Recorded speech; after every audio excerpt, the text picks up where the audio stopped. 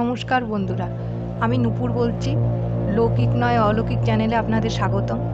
এটি আমার এক আত্মীয় মুখে শুনেছিলাম গল্পটি। আমার সম্পর্কে উনি দিদি হয়। ওনার নাম কল্পনা। ওনার হাজবেন্ডরা দুই ভাই। ছোট ভাই সরকারি চাকরি করতো, সেই কর্মসূত্রে দিল্লিতে থাকতো। আর কল্পনাদির যে হাজবেন্ড, উনি গড়িয়ার মধ্যেই ওনার কাপড়ের দোকান রয়েছে। কল্পনাদির দুই ছেলে। যেই সময়ের ঘটনা বলছে সেই সময়ে ওনার দুই ছেলেই অনেকটাই ছোট। বড় ছেলের বয়স 5-5.5 বছর হবে, আর ছোট ছেলের কথা উনি বলেছে 1.5 বছর, 1 থেকে 1.5 বছর। এবার কল্পনা দি হাজবেন্ড যখন বেরিয়ে যেত তখন উনি একাই থাকতো বাড়িতে, দুটো বাচ্চা নিয়ে। আর ওনার শ্বশুর ছিল না, শ্বশুর মারা গেছিল, তাও ওনার বিয়ের আগেই ওনার শ্বশুর মারা গেছিল। এবার শাশুড়ি ওনার কাছে থাকতো খুব কম। উনি ছোট ছেলের কাছেই বেশি থাকতো দিল্লিতে। বলে দিল্লিতে থাকার জন্য, যেহেতু দিল্লিতে থাকতো সেহেতু খুব একটা ওনার ছেলে আসতে পারতো না। হয়তো 6 মাসে একবার হয়তো আসতো বড় ভাইয়ের এখানে, দাদার এখানে মাকে নিয়ে। ওই আশা এই সময় ঘটনাটা ঘটেছে। পুজোর খুব দোকানে খুব চাপ, কর্মচারী রয়েছে, কর্মচারী থাকা সত্ত্বেও ওনাকেও অনেকটা দেখাশোনা করতে হয়, কেন খুব প্রচুর বিক্রি হতো ওনার দোকানে। এই জন্য ওনার স্বামী বলেছে আমি একটু তাড়াতাড়ি বেরিয়ে যাব, যা পারো একটু রান্না টান্না করে দিও, খুব একটা তোমাকে এই করতে হবে না, সকাল সকাল ওঠার দরকার নেই, কেন ছেলেরা তখন ছোট, খুব একটা বড় না বাচ্চারা। তুমি যা পারবে তাই করে দিও। তা যাই হোক, কল্পনা দি যা পেরেছে গুছিয়ে টুচিয়ে দিয়েছে রান্না টান্না করে। তা ওনার হাজবেন্ড খাওয়ার নিয়েই বেরিয়ে গেছে দোকানের উদ্দেশ্যে। বেরিয়ে যাওয়ার পরে হঠাৎ করে দরজার মধ্যে একটা আওয়াজ হয়, যেন কেউ কড়া নাড়ার আওয়াজ। উনি প্রথমে বুঝতে পারেনি, তারপরে উনি খানিকক্ষণ অন্যমনস্ক হয়ে গেছিল। তারপরে আবার জোরে জোরে আওয়াজটা হওয়ার পরে তখন উনি ভাবলো হ্যাঁ কেউ বোধহয় ডাকছে। তো ওনার ছোট ছেলে এসে মাকে বোধহয় বললো যে মা কেউ ডাকছে, কেউ এসেছে। তারপরে কল্পনা দিয়ে আবার দৌড়িয়ে গেল দেখতে যে কে এসেছে। উনি খুলে দেখছে ওনার শাশুড়ি। উনি তো মানে অবাক হয়ে গেছে, শাশুড়ি হঠাৎ এরম সময়, তখন দুপুর হয়ে গেছে, প্রায় 12টা 12:30 বলছে, এরকম বাজে। তা উনি হঠাৎ করে এসেছে, পেছনে দেখছে যে নিশ্চয়ই দেওর যাও রয়েছে, দেখছে কাউকে দেখছে না। তখন উনি তো অবাক হয়ে গেছে, বলছে মা আসুন, ভেতরে আসুন। ওরা কোথায়? দেওরদের কথা জিজ্ঞাসা করছে, জায়ের কথা জিজ্ঞাসা করছে, বলছে ওরা কেউ আসেনি, আমাকে গাড়িতে তুলে দিয়েছে। আমি আসলে তোমার ছেলে নাতিতে দেখার জন্য আমি খুব মনটা ছটফট করছিল, কদিন ধরে ওদের স্বপ্ন টপ্ন দেখেছি, দেখার খুব ইচ্ছে করছে। হ্যাঁ, এই জন্য খুব মন খারাপ লাগছিল, তোমাদেরকেও দেখতে ইচ্ছে করছে, বড় ছেলেকেও দেখতে ইচ্ছে করছে, ছেলেকে। এই জন্য চলে এসেছি। ওরা আসবে, ওরা পরে আসবে, ওরা কাজপত্র সেরে ছুটি নিয়ে আসবে, সরকারি চাকরি তো। ও বললো মা তাহলে তুমি এত যাওয়ার জন্য ছটফট করছো, তাহলে আজকে তুমি যাও গিয়ে, আমার একটু দেরি হবে কাজটা সেরে আসতে, তারপরে আমি যাচ্ছি, আমরা যাব।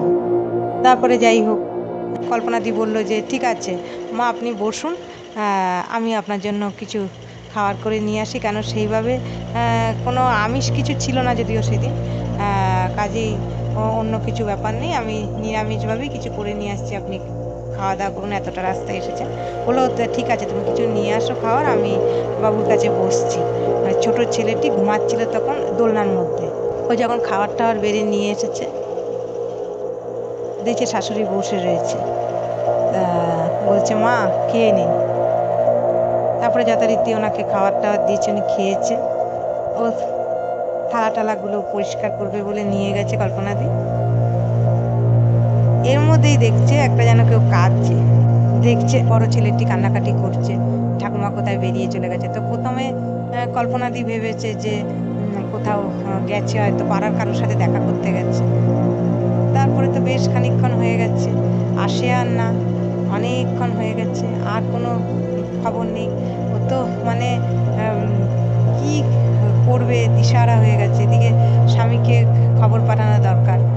তারপরে যাই হোক যথারীতি ল্যান্ড ফোন থেকে স্বামীকে ফোন করেছে, কী এরকম মা এসেছিল, খাওয়া দাওয়া করলেন, তারপরে কোথায় যে চলে গেল, বেরিয়ে গেছে। আমি ভেবেছি কারোর বাড়িতে গেছে, কয়েকজনকে জিজ্ঞাসা করলাম, পাড়ার লোক কেউ বলতেও পারছে না। আমি তো কি করব, দিশাহারা হয়ে গেছি।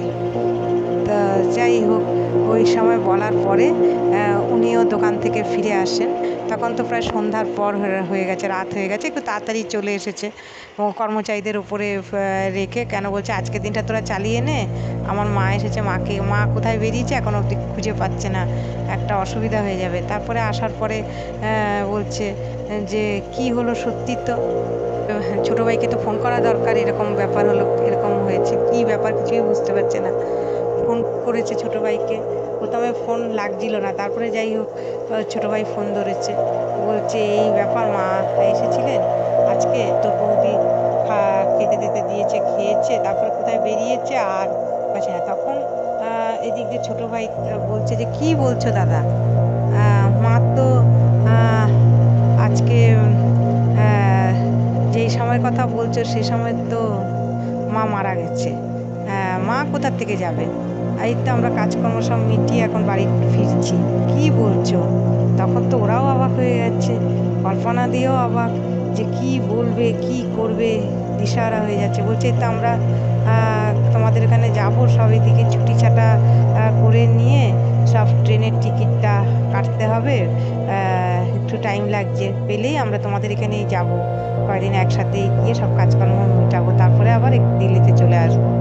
তো অবাক হয়ে গেল যে তখন বললো আর কি কল্পনাদির হাজব্যান্ড কল্পনাদিকে, যে দেখো তোমাকে নাতিদের তারপরে আমাদেরকে দেখার ইচ্ছে ছিল, ঠিক মা দেখে গেলেন, হ্যাঁ, আমাদের আশীর্বাদ করে গেছেন, ভাইয়ের কি, ভয় পেও না, ভয়ের কিছু নেই। মানে কল্পনাদি এগুলো বিশ্বাস করতো না, কিন্তু আহ, মানে আহ, কি বলবে, ওনার কোনো মুখে কোনো ভাষা ছিল না। তা এই ছিল আজকের গল্প। যদি আপনাদের ভালো লেগে থাকে লাইক করবেন, আর যদি কোনো ভুল ত্রুটি হয়ে যায় ক্ষমা করে দেবেন।